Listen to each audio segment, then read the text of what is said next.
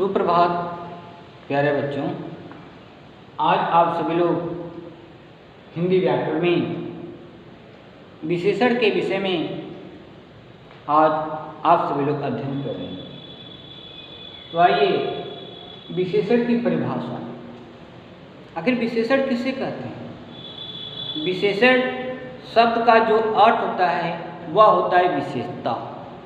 विशेषण शब्द का जो अर्थ होता है वह होता है विशेषता, अर्थात संज्ञा या सर्वनाम की विशेषता बताने वाले शब्दों को ही विशेषण कहते हैं। जैसे सीमा पर बहादुर सैनिक डटे हैं। सीमा पर बहादुर सैनिक डटे हैं। इस वाक्य में देखा जाए तो जो सैनिक शब्द है वह आपका संज्ञा है। सैनिक शब्द आपका संज्ञा है और इस संज्ञा की जो विशेषता है वह बहादुर है कि सैनिक बहादुर है। इस कारण से इस वाक्य में बहादुर जो शब्द है वह आपका विशेषण है। बहादुर जो शब्द है वह आपका विशेषण है, क्योंकि यह बहादुर जो शब्द है वह संज्ञा की विशेषता बता रहा है। तो संज्ञा या सर्वनाम की विशेषता बताने वाले जो शब्द होते हैं वे आपके विशेषण कहलाते हैं। आइए विशेषण के भेद। विशेषण के आपके 4 भेद होते हैं। पहला है आपका है गुणवाचक विशेषण, दूसरा है संख्यावाचक विशेषण, तीसरा होता है आपका परिमाण बोधक विशेषण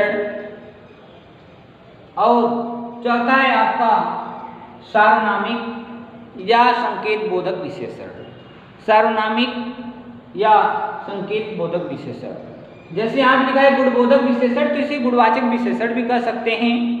यहाँ संख्या बोधक विशेषण लिखा है तो संख्यावाचक विशेषण भी कह सकते हैं। तो इस तरह से विशेषण के जो आपके भेद होते हैं वह आपके 4 भेद होते हैं।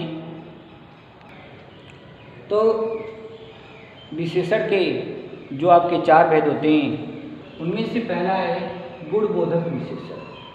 तो गुणबोधक विशेषण किसे कहते हैं?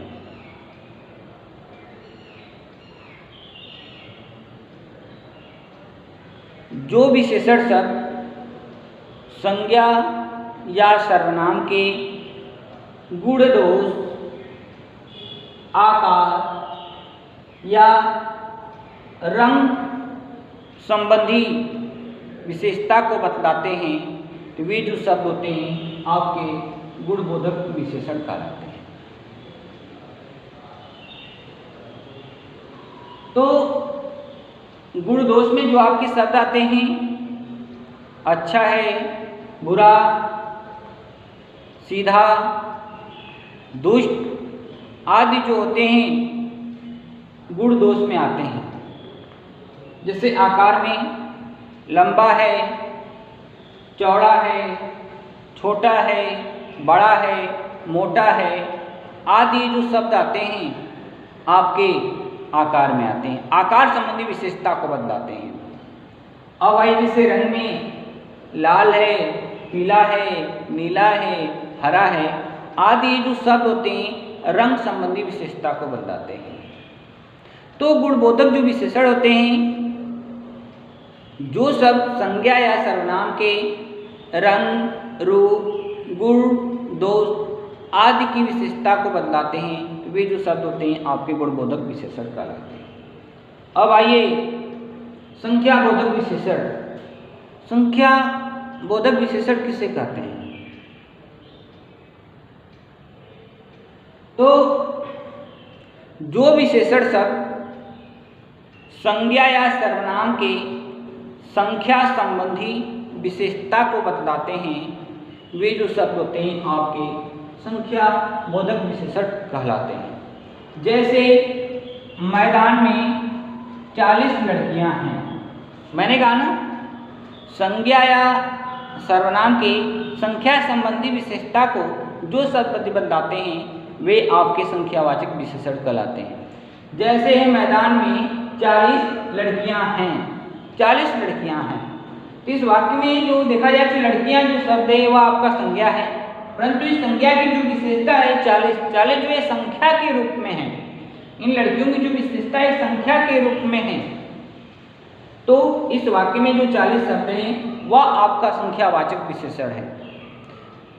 संख्यावाचक विशेषण के तो इस तरह से संख्यावाचक विशेषण के जो आपके भेद होते हैं वह आपके दो भेद होते हैं।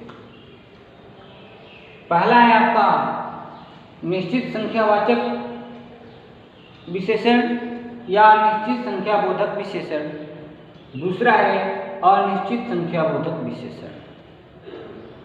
निश्चित संख्याबोधक विशेषण में संख्या के निश्चित होने का ज्ञान होता है, परंतु अनिश्चित संख्याबोधक विशेषण में संख्या के निश्चय होने का ज्ञान नहीं होता है, क्योंकि इसमें अ का अर्थ जो होता है वह नहीं होता है, अ का अर्थ जो होता है नहीं होता है। तो अनिश्चित संख्याबोधक विशेषण में संख्या के निश्चय होने का ज्ञान नहीं होता है।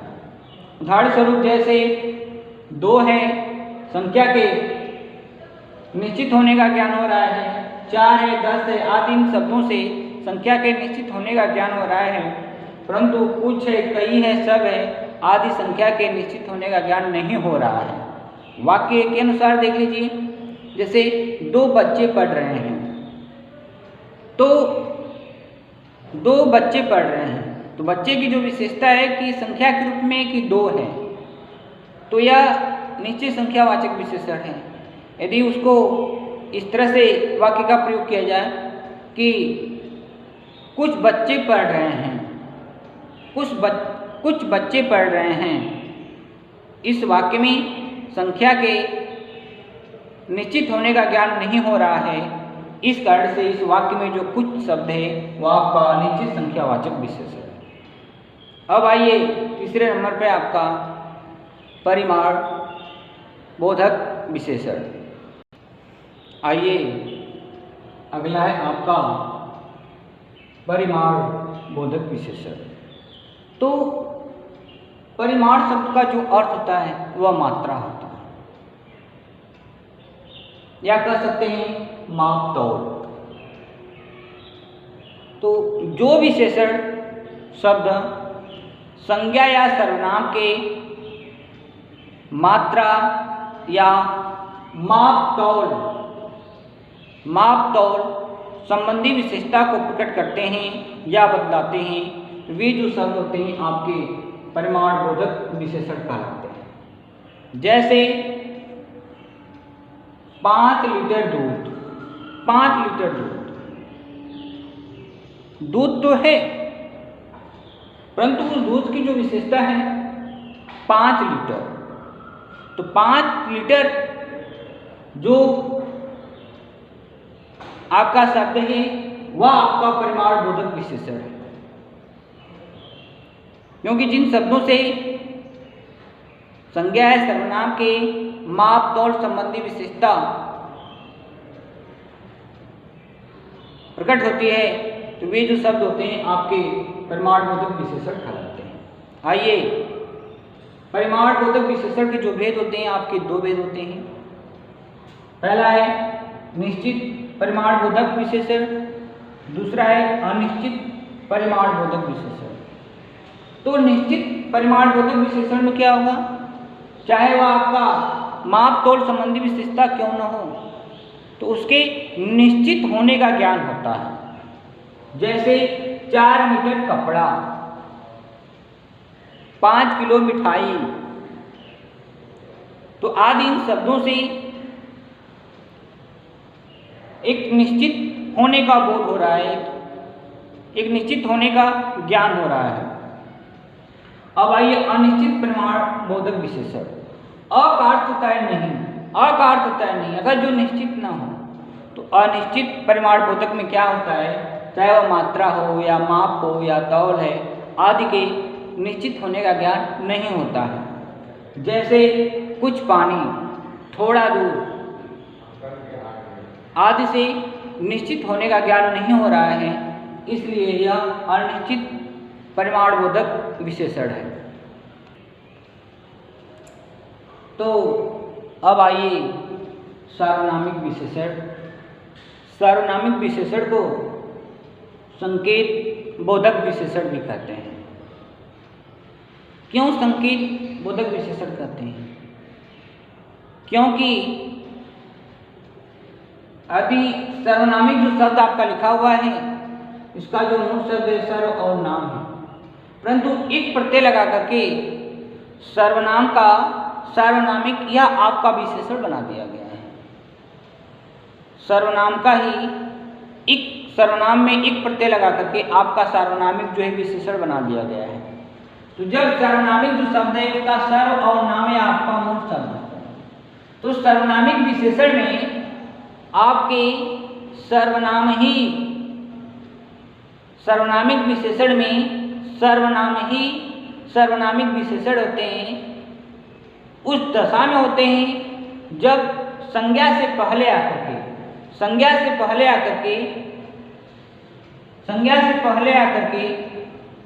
संज्ञा की ओर संकेत करते हैं, तो वे जो शब्द होते हैं आपके सार्वनामिक विशेषण कहलाते हैं। तो इस तरह से परिभाषा बना लीजिए, जो सर्वनाम शब्द संज्ञा से पहले आकर के संज्ञा की ओर संकेत करते हैं, तो वे जो शब्द होते हैं आपके सार्वनामिक विशेषण कहलाते हैं। यह ध्यान रखिएगा, सार्वनामिक विशेषण में सर्वनाम ही सर्वनामिक विशेषण होते हैं। तो जैसे यह मेरा घर है, इस वाक्य में देखा जाए तो घर आपकी संज्ञा है, परंतु संज्ञा से पहले यह मेरा है, यह मेरा दोनों जो शब्द है आपका सर्वनाम है, यह दोनों जो आपका सर्वनाम शब्द है।